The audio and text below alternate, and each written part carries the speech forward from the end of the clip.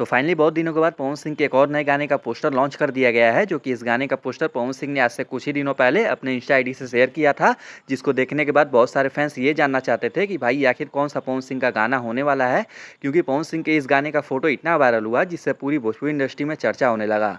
तो खैर इस गाने के बारे में आगे डिटेल में बात करते हैं, पर उससे पहले चैनल को सब्सक्राइब कर लेना। तो सबसे पहले तो इस गाने में सिर्फ अकेले आवाज़ पवन सिंह का है, यानी कि इस गाने में किसी भी फीमेल सिंगर का कोई आवाज़ नहीं है। आमतौर पे देखा जाए तो पवन सिंह का पुराने दिनों से अब तक लगभग हर एक गानों में पवन सिंह सोलो सॉन्ग ही गाते थे, और पवन सिंह का ये वाला भी गाना सोलो सॉन्ग ही है। बाकी इस गाने में म्यूजिक पवन सिंह के फेवरेट प्रियांशु सिंह ने दिया है। साथ में गाने को लिखे हैं आशुतोष तिवारी, जो कि बहुत दिनों के बाद आशु प्रियांशु का एक बार फिर से जोड़ी देखने को मिलेगा। और बाकी वीडियो डायरेक्टर है विव्यांशु तिवारी।